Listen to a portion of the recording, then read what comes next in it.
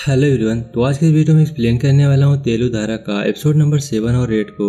आपने अभी तक हमारे चैनल को सब्सक्राइब नहीं किया है तो प्लीज सब्सक्राइब करके हमें सपोर्ट कर सकते हैं। तो चलिए बिना किसी देरी के वीडियो को स्टार्ट करते हैं। एपिसोड 7 की शुरुआत बांगी वांगी में 1998 से होती है और हम एरन की बैक स्टोरी को देखते हैं, जो की बांगी वांगी में अपने बड़े भाई हसन और उसकी फैमिली के साथ रहता था और उनके बीच में काफी ज्यादा प्यार था।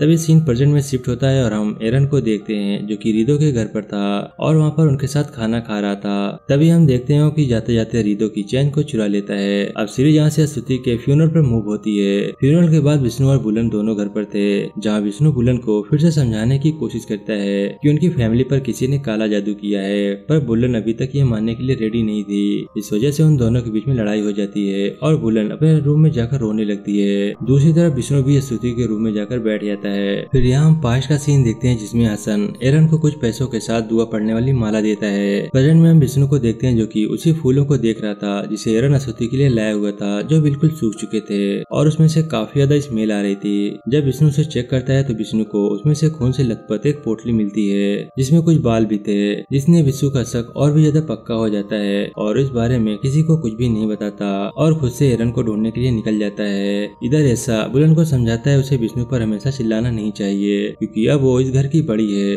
और ये उसकी जिम्मेदारी है। बुलन को इसका एहसास था, लेकिन बुलन खुद इतनी ज्यादा दुखी थी वो कुछ कर नहीं पा रही थी। सीन यहाँ से रिदो पे मूव होता है जो अपने घर पर था। तब उसे उसके घर की छत से कुछ आवाज सुनाई देती है और देखते ही देखते रिदो की तबीयत काफी ज्यादा खराब हो जाती है और उसके मुंह से एक कीड़ा निकलता है, जिसका मतलब ये था कि रिदो भी अब श्रापित हो गया है। लेकिन ये कौन है और ऐसा क्यों कर रहा है, इसका जवाब हमें जल्दी ही मिल जाएगा। थोड़ी देर में रिदो को आराम मिलता है और वो अपनी बेटी को चिंता न करने के लिए कहता है। जिसके बाद बांगी वांगी से एक आदमी को कॉल करके उसके पास आने के लिए कहता है और उसे बताता है कि उस पर भी अटैक हुआ है और अब उसके पास आ रहा है। दोस्तों यहाँ पर जो दूसरा आदमी था वो रिदो की बात सुनकर काफी ज्यादा डर जाता है क्योंकि वो भी शायद किसी तकलीफ में था। शायद रिदो के वहाँ आने से उसकी तकलीफ और बढ़ जाती। अब हम विष्णु को देखते हैं जो कि उसी एरिया में पहुंच गया था जहाँ एरन रहता था और वहाँ पहुंचकर वो एरन के घर का पता चलाना शुरू कर देता है और वहीं पर घर पे बुलन और ऐसा दोनों काफी करीब आने लगे थे। दोस्तों इस सीरीज के लास्ट में हमें काफी बड़ा सरप्राइज देखने को मिलेगा, इसीलिए सीरीज को लास्ट तक जरूर देखिएगा।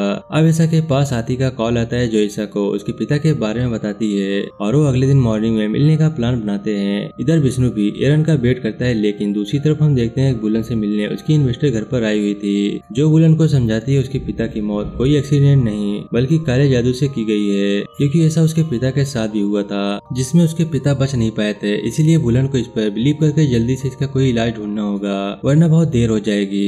अब बुलन विष्णु के कमरे में जाती है, लेकिन विष्णु वहाँ पर नहीं था, इसीलिए वो विष्णु को कॉल करती है जहाँ विष्णु से सारी कहानी बताता है। लेकिन इस बार उसके पास प्रूफ भी था और वो प्रूफ ये था कि जब एरन अपने घर में बैठकर रिदो पर काला जादू कर रहा होता है तो विष्णु उसे रिकॉर्ड कर लेता है और इसी काले जादू के लिए एरन ने रिदो की चैन चुराई थी। साथ ही हम वहाँ पर बुलन के परिवार को भी एक फोटो देखते हैं, पर अभी रिदो पर अटैक करने की तैयारी एरन कर रहा था और ये रिकॉर्डिंग वीडियो विष्णु अपनी बहन को भेज देता है। इसे देखकर बुलन भी एरन को कल्प्रेट समझने लगी थी और ऐसा के साथ उसके घर की तरफ निकल जाती है ताकि वो विष्णु को रोक सके। यहाँ विष्णु एरन पर अटैक करने के लिए रेडी था और एरन रिदो पर ब्लैक मैजिक स्टार्ट करता है। जहाँ रिदो बांगी वांगी के लिए निकल रहा था तभी उसका दम घुटने लगता है क्योंकि एरन ने अपना रिचुअल स्टार्ट कर दिया था और रिदो बिल्कुल भी सांस नहीं ले पा रहा था और इसी बीच वो अपनी बेटी को गलती से धक्का दे देता है, जिसकी वजह से वो बिजली के तार से लड़ जाती है और वहीं बेहोश हो जाती है। इसके बाद विष्णु एरन पर अटैक करता है, इसकी वजह से काला जादू वहीं रुक जाता है और रिदो खुद को संभालता है। विष्णु के अटैक की वजह से एरन भी काफी इंजर्ड हो जाता है, लेकिन वो देखते ही देखते विष्णु पर हावी होने लगता है। लेकिन एरन वहाँ से किसी तरह निकल जाता है, लेकिन विष्णु बच जाता है। तभी वहाँ पर ऐसा और बुलन आ जाते हैं और वो विष्णु को हॉस्पिटल लेकर जाते हैं और हम फिर से पास्ट के एक सीन को देखते हैं जिसमें एरन के भाई और उसके परिवार को किसी ने काफी बेरहमी से जान से मार दिया था और वहाँ के लोग उसे ब्लैक मैजिक से रिलेट करके देख रहे थे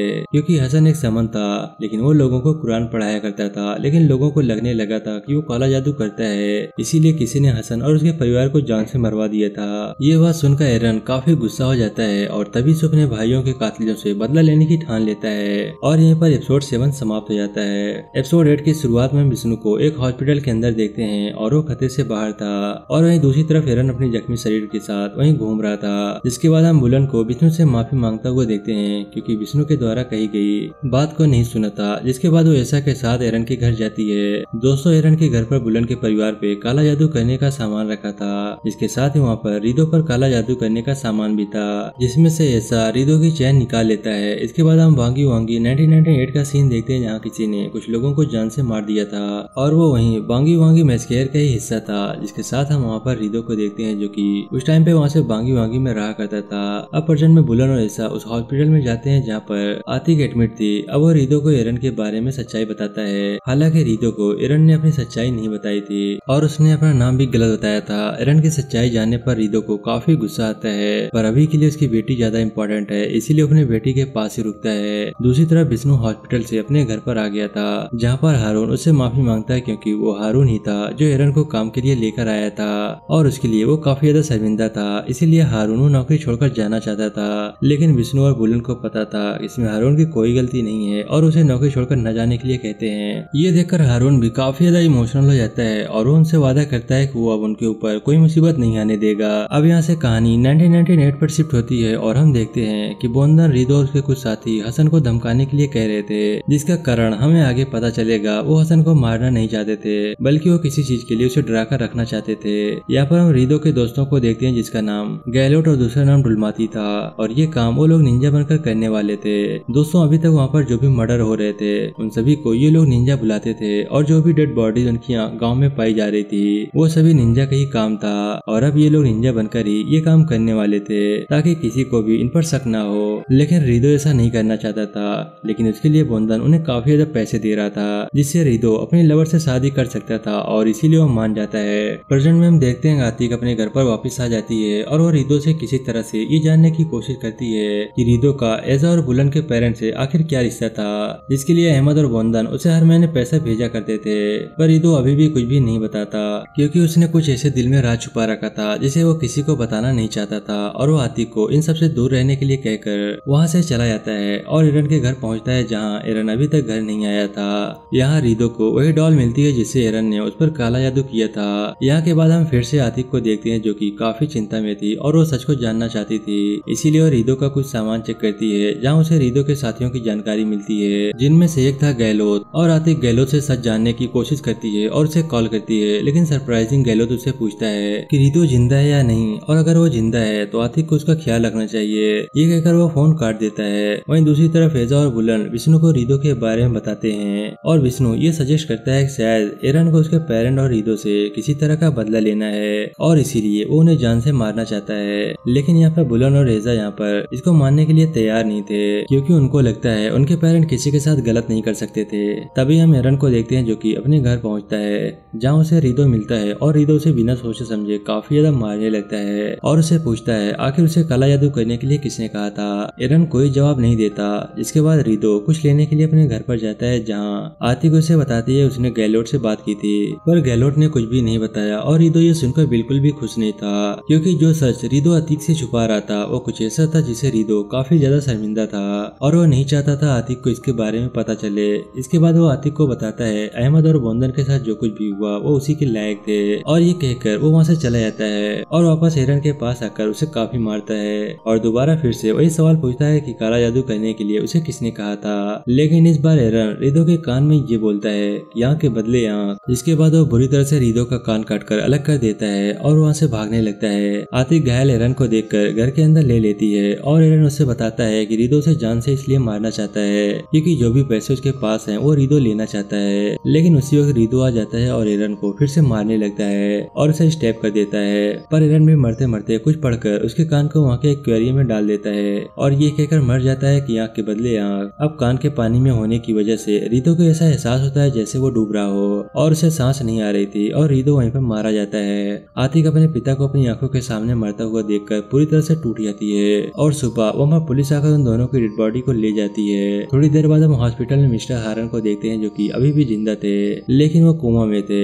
तभी उन्हें होश आ जाता है जिसके बाद वो डॉक्टर से कहते हैं कि वो उन्हें यहाँ से जाने दे क्योंकि उन्हें किसी की जान बचानी थी। यहाँ से सीन शिफ्ट होकर बुलन और ऐसा पर आ जाता है जहाँ बुलन ऐसा को थैंक यू कहती है अभी तक उसका साथ देने के लिए और अब वो दोनों काफी क्लोज आ जाते हैं जिसके बाद वो दोनों इंटीमेट हो जाते हैं। अब रात में बुलन सो रही होती है तो एजा उसके पास से उठकर कहीं चला जाता है जिसके पीछे बुलन भी जाती है और इसी दौरान उसका चेहरा कोई पकड़ लेता है और अब बुलन को एक घर की जमीन से उठता हुआ देखते हैं और ये साल था 1998 का। यहाँ बुलन पास्ट में पहुंच जाती है जहाँ शायद उसी समन का घर था जिसने इस पर काला जादू जादू किया था। तभी अंधेरे से दौड़ते ही वो समन बुलेट के पास आती है और उसे हॉन्ट करती है, जिससे बुलेट की आंख खुल जाती है और वो खुद को प्रेजेंट में पाती है, जहाँ बुलेट काफी डरी हुई थी। तभी बुलेट और ऐसा को विष्णु की चीख सुनाई देती है और विष्णु के कमरे में पहुंचने पर हम देखते हैं विष्णु की बॉडी के अंदर अहमद और बोंदन की बॉडी की तरह कुछ कीड़े रेंग रहे थे। और यहाँ से सीन फिर से उस समय पर जाता है जो विष्णु पर काला जादू कर रही थी, जिसका मतलब यही था एरन उस समन का सिर्फ एक प्यादा था और असली मुसीबत तो वो समन थी जो अभी भी जिंदा थी। और इसी के साथ ये एपिसोड यहीं पर समाप्त हो जाता है। आई होप कि वीडियो आपको पसंद आया होगा। वीडियो अच्छा लगा तो प्लीज वीडियो को लाइक करके चैनल को सब्सक्राइब करना मत भूलिएगा। मैं मिलता हूँ आपसे नेक्स्ट वीडियो में, तब तक के लिए बाय बाय।